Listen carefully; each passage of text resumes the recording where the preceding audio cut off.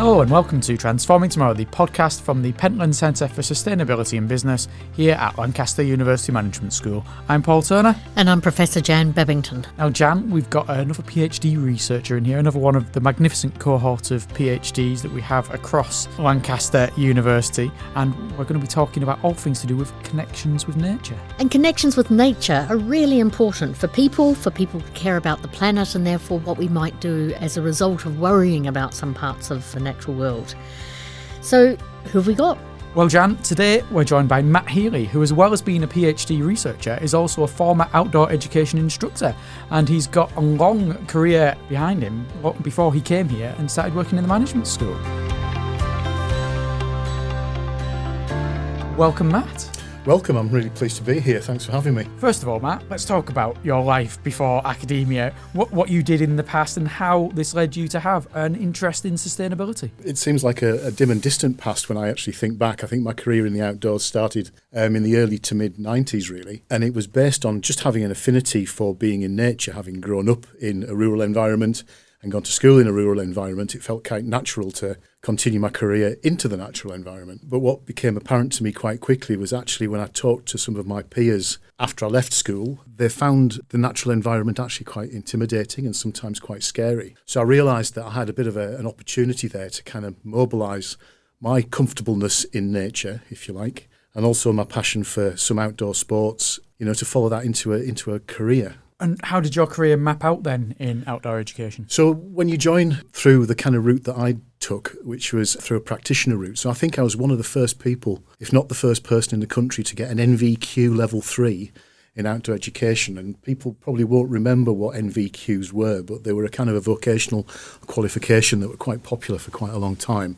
And that led me into picking up some qualifications in kind of adventurous sports. So I've got kind of leadership and instructing qualifications in mountaineering, water sports, mountain biking, rock climbing, raft guiding, caving. The list kind of goes on. So you start by collecting those qualifications and through a process of years and building on experience, just build those up increasingly to more complex and remote environments, if you like. But then you realise that actually the reason for being in the outdoors for me was about delivering an educational experience. So then the second phase of that career progression was to move into thinking about how experiential education happens in the outdoors and how you make not just the activities themselves valuable, but how you translate those experiences into something that is relevant to people's day-to-day life. And is that where the connection with sustainability came in? Because sustainability obviously is such a major thing. Absolutely. And the kind of area of experiential education that I was drawn to was working with people who were struggling with either social or behavioural, physical challenges in their life. And of course, we were using the natural environment as, if you like, the leveller that brought people together. And it was that kind of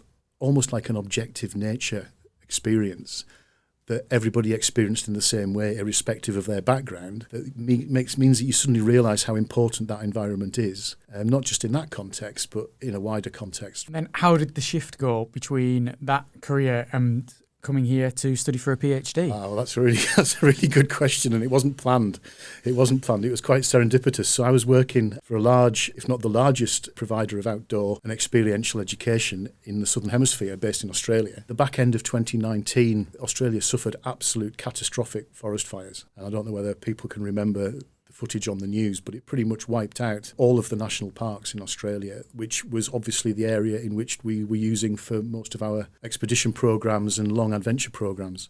So we were quite affected by that, if you like, externality of climate change, and it was very visceral and very real, but also in a country that had previously been subjected to many years of drought and water shortage. And working across Australia as well, you could see how Indigenous people's realities were being altered by industry from the developed world coming in and building on the platform that began in the 1800s. So we were just coming out of that crisis, and then COVID-19 arrived. So it was like a double whammy for us, and the right thing to do in a not-for-profit at that time was to step away, and I started looking for something else, returned to the UK during lockdown, and this seemed like a really good opportunity to further my academic studies. So previously I'd been more in an educational track, and an experiential educational track, but this enabled me to step into something that was more around sustainability, but in relation to where the organisations, and particularly social movement organisations, operate. Tell us then about the PhD that you've. I think you're finished, almost finished, Well, in the nearly. very last gasp of. Hopefully nearly. So Yeah. tell us about your PhD. What came about from the situation I've just described about noticing the impact of nature on the sector in which I was working, but also noticing the kind of the responsibility that sector had to maintaining nature as part of its offering, as part of what it used in order to create its marketplace, I thought was a really interesting relationship. So by coming back to the UK and thinking about not just how the outdoor learning sector values nature, but also how it evaluates nature as part of its product, seemed to be quite unique. And also in that point in time where the sector had almost been driven to non-existence because of the overflow of COVID. So that's where the PhD started from, in terms of trying to conceptualise what were we looking at, and what was interesting and what was happening. So the PhD grew out of that, and it has a great title. It's called Domesticating Monstrosities, realising the value of outdoor learning. And the idea of the monstrosity is this hybrid function of the value of nature, but also the way in which nature is creating anxiety and is also creating like almost organisational inertia, because even organisations that are as close to nature as the outdoor learning sector is, they were still struggling in terms of finding strategies to work in a way which was moving towards a more sustainable practice. So with this coming at the end of COVID, I know a lot of talk went on during and after lockdown about how people maybe became more connected to nature during COVID. People were being forced, so to speak, to take walks because that was the way they could get out of the house. Take a walk, they'd go for a walk in the local meadows, woods, etc. Did that feed into the outdoor education sector as well, that kind of feeling of extra connection to nature? Oh, that's really fascinating, actually, because the nature was always there.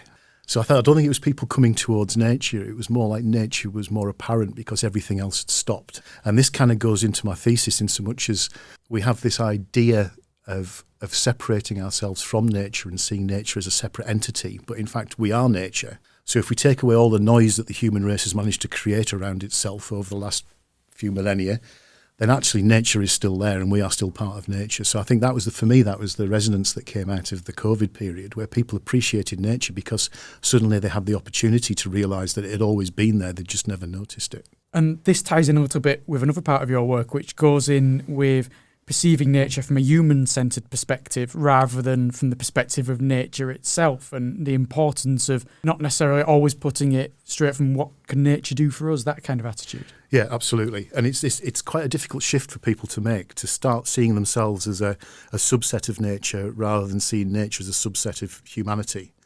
And it's this kind of inside-out way of looking at how an organisation functions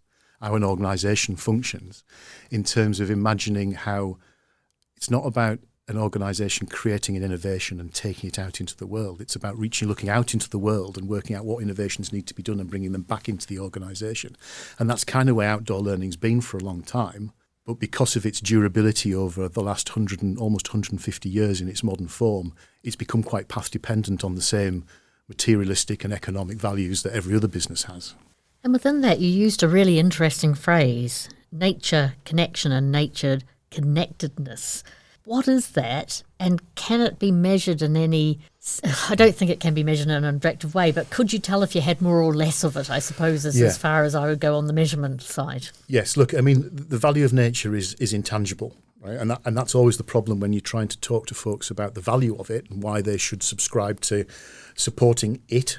And of course, there's many different forms of nature as well, depending on your worldview and your position in society, etc. But in terms of measuring your connection to nature, there's been some groundbreaking work done by Professor Miles Richardson around a psychological construct which is called nature connection. And that is a facility to measure people's connection to nature in ways that are to do with how they have empathy for nature, how they are prepared to act on behalf of nature, but also how much they notice nature and how much they have an emotional connection to it as well. So that's the kind of nature connection construct. And what Miles Richardson from Derby University and his team have done that hasn't been done before is they've been able to track people's level of connection to nature over their whole lifetime. So rather than just taking a snapshot view, they can build a picture of how people's nature connection moves and changes through time as they go through their life. And that's been really useful because what it's also done is help us identify that in teenage years, there is a big dip in nature connection. Is it important for people to become connected to nature as young as possible, for young children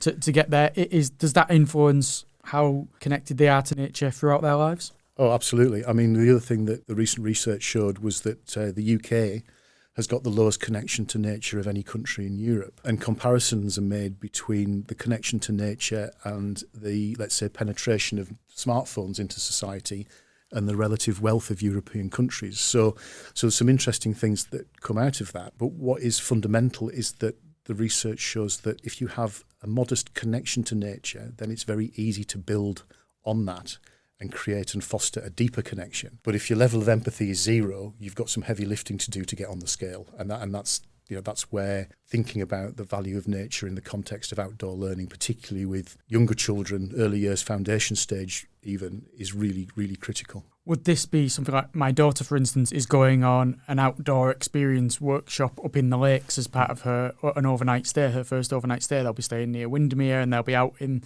the forest, that kind of thing where you've got organisations in the Lake District working with young children, that kind of workshop, holiday, break, that kind of thing can be crucial.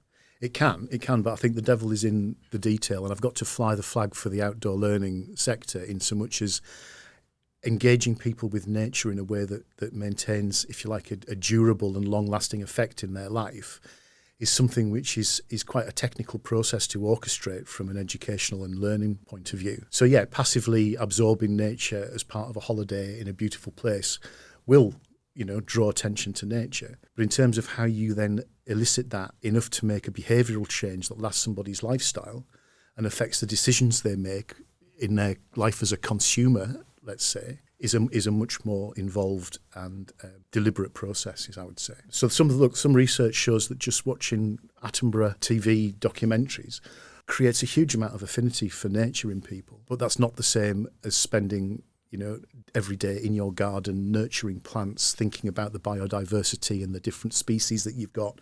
And that's why organisations like the Royal Horticultural Society, for example, are working really closely with schools to develop teaching resources for this early years foundation stage and bringing in nature to talk about gardening. So it's not necessarily the high mountains and the great wildernesses that are important. It could actually be a window box. I really like that distinction, because if it is about high places and very energetic pastimes, then those of us with shorter legs and less stamina are sort of cursed on that basis. And so it seems to me that it's not about madly energetically goofing off in nature, but actually something quite subtle, which is really cool. And it brings me to I had a PhD student. I can't believe I've never told you this. And he did a really interesting study, which was in this kind of area. And he interviewed a whole bunch of people about when did they first become aware of nature? When did they first go out into nature? And one of his interviewees was an older gentleman. He said, we never went out and it was always there. And that really speaks to your earlier point that it's not about, it's not something out there that you buy a lot of gear and you go out into, but actually for this person, it was always there, and he can't imagine how he could have figured out when the first time he went into nature, because he sort of booted out the back door and there it was. No, absolutely. And just hearing to what you said there, John, just that distinction, even that distinction between going out into nature or going into nature is a different framework for experience straight away, So it's just how we articulate that and how we articulate the value of nature and how it relates to our experiences of nature is actually quite important when you get down to that, very specific level. So in your PhD then, and working with outdoor education providers, how have they articulated this experiential value of nature, and is that changing over time for them? Blimey, there's a lot in that question. So I was working with three, I guess what you could class as keystone outdoor providers. Very similar to the layman, but also very different in terms of their historicity, the backstory, if you like, and their cultural kind of norms within the organisations as well. And they really encapsulated, if you like, the two narratives that have followed outdoor learning since, the start of the 1900s. One was about taking youngsters away from the industrialised towns into the restorative nature, right? So that's one. So it's nature as a tool to support social and emotional well-being, and there's a respite from industrial endeavours. And then the other form of nature is one that started at almost exactly the same time, 1907, which was the birth of the Scouting movement. And that was a movement that tried to use the outdoors, or continues to use the outdoors, as a way of sharing kind of values and character traits around resilience and grit and determination and citizenship. And both those two tracks still exist now. So the two main organisations that I worked with, they almost still exemplify those two different ways of taking people into the outdoors with purpose. So that was quite interesting, how that then allowed me to see how they were valuing nature differently, but also evaluating it differently in terms of how they used it as part of their practice. So that was quite fascinating. From that, is there something about if you've been maybe a youngster from a built-up area and you've gone out and had this experience, what spillovers are people theorising happen as a result of that? I mean, do you come back to your living situation and spend more time in parks, or feel more likely to pick up litter or not to litter in the first place? So are there spillover effects where we can say if you spend time in nature you'll have these other characteristics in your day-to-day life? Or is that a bit of a pipe dream and a wish on the behalf of the people who've got you to come to their place in nature, and a justification for why they'll charge you £5 to park or whatever it is? No, I mean, absolutely. I mean, I'm thinking of some research that was done by one of the organisations I've just described that was drawing on almost 50 years of young people going through a particular residential outdoor centre in the Lake District. And the staff there were seeing multiple generations from the same industrial town. So fathers to sons. One really great anecdote that came out of the research, which was written by one of the staff there, was that it wasn't just the generations, it was the same pair of wellies that had come 20 years apart, for 3 generations. And the last child was so determined that he was going to wear the wellies that his dad wore when he was on the same residential, that even though they didn't fit him, he forced himself to wear them all the way through school. So that's not really talking about the kind of more performative outcomes of the residential, but it talks about that cultural resonance. It's a rite of passage. From that school, you went to this place, you had this experience, and it created a kind of community cohesiveness to the point where one of the teachers from the school had her ashes scattered at that outdoor centre because that was the level of affinity, right? Oh my, yeah. So the outdoors has an opportunity and a potential to create these really deep-rooted connections with people, but that's really, as I say, it's intangible. It's really hard to hold on to that in terms of talking about it in a way where you could guarantee that would happen next week or the week before. So what we became very able to do was to talk about social skills that people would learn that could then be transferred back to school or the workplace. Would there be a way for myself and Jan to tell if we had high or low levels of nature connectedness? Bag's having high levels. You could absolutely, we could absolutely use the metrics and the measurements set up by Miles Richardson and his team, and you could do your nature connection assessment. But we could do it really quickly now. Is if you think of the last time you were in nature, consider to what extent you actually noticed the nature that you were in. Did you notice the flowers that were coming out? Did you listen to the sounds of the birds' song? Could you identify the birds? Could you talk about the trees? That level of connection to the place and to nature is where it comes from. A lot of people go to nature, and it's back to what you said about going out to nature, but you can go to nature, but you could go there and not take any consideration of the environment you're in. Consume it as a beautiful touristic experience and come home and not have shifted your values one bit. And this is where I think I do have a possible advantage over Paul, because I'm able to live closer to work and because I cycle to work. And mostly I'm just concentrating on my lungs not exploding, to be fair. But this morning I did notice that the DAFs were out and it was quite a strong headwind. So even though it's not nature, the university's wind turbine was going for it this morning. So I could infer quite a bit of wind from my own buffering as well. And so I think in some ways I'm quite lucky because I have that daily commute and I do use it as a time to observe nature. I know that you've got a commute, Paul, but you probably live in a place that you will see more of nature in your home than I would see in mine. Yes. So it's quite an interesting mix, isn't it? Yeah, every day I've got a back garden, and immediately behind the back garden is an enormous meadow, and then there are trees at the other side of it. And every day we have birds in our garden. When you asked about identifying birds, that's the one thing I can do. I can identify, not all songs, but by sight. And so my children, every day we walk to school, they'll be saying, "Oh, what's that bird over there, Daddy?" And I'll be able to say, "Oh, that's a so-and-so, that's a magpie," or, that's quite a basic one. But that's, that's a dunnock, or that's a wren, or that's a great tit, or that's a blue tit, or that's a long-tailed tit. Whatever birds we have around and about. So that's where that's where I feel I have my daily connection with nature, is the fact that the birds are there in the garden. I just love sitting there and watching them. And, we'll go out to places, like you said, going out to nature, as in taking a trip to somewhere, and we will do that as well. But then every day just walking to and from school, we're walking through some areas where there are trees and some fields nearby as well. So you've got the connection with nature there. And we've got a field nearby that has been so perpetually flooded for the last 3 or 4 years that it has essentially become a pond. And this week, for instance, I said to my kids, "Have you noticed there's not just ducks on there now? We've got moor hens that are living there." And so, "Oh, what's a moor hen?" "Well, that's the moor hen there. Can you see the blackbird with the red beak?" And it's like you're explaining what the birds are. And so, that's where there's the connection to nature's there wherever you are. But I also know there's lots of people who just drive past that pond and never pay any attention to what's on it. And what I like about that is I feel like I ought to come to a walk, help you walk your kids to school one day, because I'm not entirely certain about a lot of what I see. But one of the things I know that I'm quite partial to, if I'm feeling a little bit homesick for the Southern Hemisphere, is I watch New Zealand movies that have birdsong in it, because their birdsong is distinctly different from birdsong here. And sometimes I just need to hear, a tui and some other birds sing their songs. So So I'm not very familiar with the birds. I know blackbirds.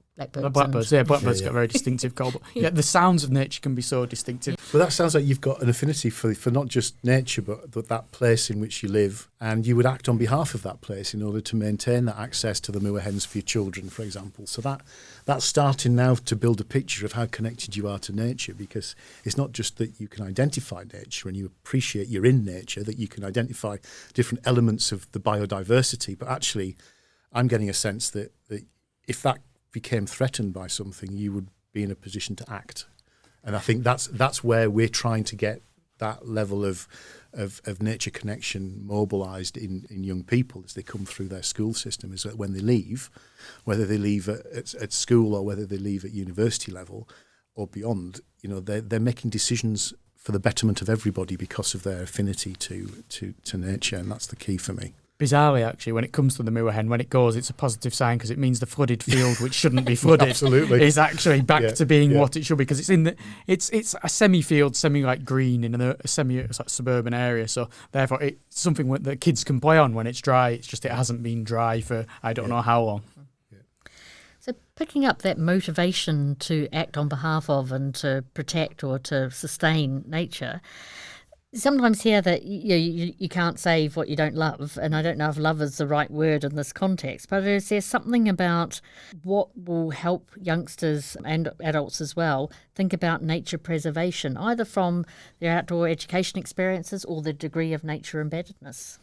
Well, that's a really good one. I'm just trying to think of how I can articulate that, and I think one way of talking about it is not just to think about how you might have that relational affinity to nature, so see nature as separate to you, that you are still care about, or to use your words, have a love for. That's one way of thinking about nature. But actually what I'm really interested in trying to help the outdoor learning sector do is actually to make it more of a conversation about how we are already in nature. So rather than seeing nature as the store cupboard that we go to, is the cliche, isn't it, to get our resources for society, actually see ourselves as actually part of that process, and how do we maintain the store cupboard. So one of the ways I was thinking of how to describe this is if you think about sitting on the side of a hill or a mountain in the Lake District with a group of young people, which I've done many, many times over many, many years, and you just get them to sit there and listen and identify the noises that they can hear, right? And also identify the noises that they can't hear. So if they've come from an inner city environment or even a moderately urban environment, they'll say, well, I can't hear any cars, I can't hear any horns, I can't hear any police sirens, I can't hear. And then they'll say, what can you hear? Well, I can hear this, I can hear the wind, I can hear whatever. And they're looking down this valley, and then you make a point, so is this a natural environment? And they'll say, oh yeah, it's beautiful, isn't it? You say, no, actually, no, it's an industrial environment. This is an industrial environment, If it wasn't for people, there'd be trees here. not just the sheep. And by the way, this is an industrial environment and those sheep are just hanging around doing nothing, right? So you try and make a joke of it, but trying to engage them in this idea that actually nature is something that is so intrinsic in our day-to-day reality that we've almost lost sight of it. So it's about drawing that back into people's attention. And I think that's what the outdoor learning sector is there to provide as part of the kind of ecology of knowledge, the knowledge economy of the UK. It performs a very specific place. Your work also touches on eco-anxiety. Yeah. So what does that mean, and what, if anything, can or should we be doing about it? Eco-anxiety is, there is a definition that I don't have exactly to hand, but it's basically a sense of anxiety that derives from caring for the environment but feeling powerless in terms of being able to do anything about the environmental crisis, which is prevalent in everybody's life almost all the time. It's in every newscast in some way, shape or form. So it's that sense of helplessness that is what eco-anxiety is all about. And for young people, it is particularly resonant. And that is a real challenge when it comes to thinking about the mental health of young people, but also society, because obviously those young people will move forward into adulthood and onwards. So it's kind of almost a key that unlocks this problem that we have around how do we conceive nature. It highlights the discontinuity between who we are and how we connect to nature in the face of a modern global reality, I guess. So eco-anxiety is formed in that place. That's why I called my thesis Domesticating Monstrosities, because eco-anxiety and that form of social inertia is monstrous. How do we domesticate that monster back into something that we can have in our society without causing risks and fallouts? I'm interested to know that as our current scientific evidence about the nature of our environmental problems is better known, more firmly articulated perhaps, and there's more policy and international processes to address them, is eco-anxiety increased because of that? Because that's an increased knowledge about the problems we're facing, or was it always there? Because I'm sure during the Industrial Revolution, people had anxiety about the loss and the pollution of land. As pieces of infrastructure are built, people are worried about that as well. So is this a new phase of an old phenomena? Is there something really special about now, or is it just more of the same thing that we have to try to tackle? I mean, that's a very complex, compound question. I think, obviously I went back to the 1907 Education Act, which allowed local authorities to send young people out of those inner cities into rural areas. And Humphrey Head Outdoor Education Centre on the coast of Cumbria was one of the first ones set up in, like I say, 1910 or sometime around there. And it's still operating, right? So that market, if you like, if I can just kind of bring that word into the process of what we're talking about, that nature as a market actor has been around for a long time. And it's afforded the outdoor learning sector with resources to allow it to continue and do various things over its 150 years of existence since then. What I think is probably more apparent is people's awareness of our relationship with nature is increasing, and that is turning the volume up on people's anxiety. So I think the anxiety was possibly always there, but it was experienced and articulated in a different way. And I think maybe people are in a more democratic situation. They can voice their opinions. They can they can alert us to how they're feeling about things in perhaps ways that in previous years wouldn't have necessarily been appreciated in the same way. So when you talked about markets, I know you talk about moral markets. Yeah. And so moral markets is a really interesting concept. And I wonder if you could tell our listeners something about that and then link it to just what you were talking about the outdoor education being a market of sorts as well. Yeah, and the outdoor learning sector is an incredibly rich sector, and I'm using that word rich deliberately to imply wealth, but the wealth and the worthiness that it carries with it are based on a set of moral imperatives rather than economic ones. The difficulty for the outdoor learning sector is that it's not very rich in terms of its economic wealth, right? It wants to deliver high quality learning experiences, but in a way which is accessible to everybody, and that means every child in every school in the UK, and therefore, the costs that it can pass on to its clients, is very small, So it's not very wealthy economically, but in terms of its capacity to create moral outcomes and be a moral market, because it's based on worthiness is or worth around things like civic value, domestic values, just inspired cultural values, means that it can promote a lot of really powerful outputs, but it doesn't necessarily generate economic. So therefore it would be more of a moral market than an economic market.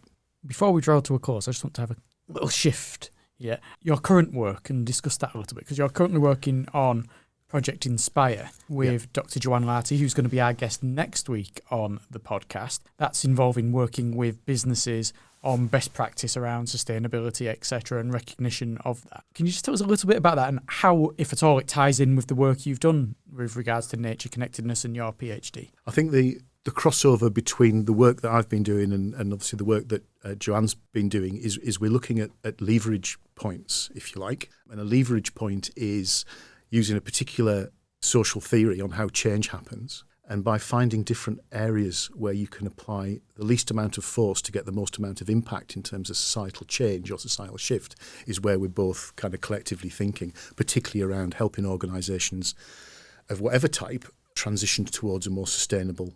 So that's where our work, if you like, has coincided, and we found we were speaking very similar language. Where Project Inspire is invested is really helping organisations to understand how they can move themselves as an organisation into a more sustainable economy, one that's based on economies of ecological value rather than purely economic value. And that's quite difficult for organisations to do because the path dependency, the measuring tools that businesses are subjected to are usually about economic growth linked to GDP. What we're more interested in is that idea of a moral market which leads organisations to create social regeneration, to create environmental regeneration, and also to attract customers, because there are a lot of discerning consumers out there who are also concerned about the environment and how businesses and organisations are fulfilling their responsibility to that.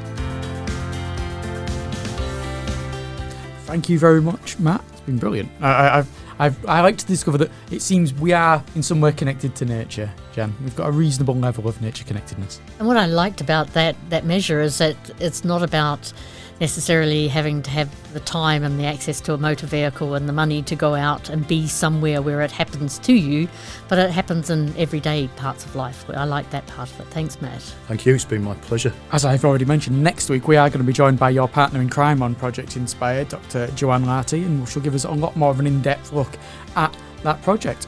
Until then, if you do have any questions, please give us an email, pentlandcentre@lancaster.ac.uk. So until next time, I'm Paul Turner. And I'm Professor Jan Bebbington.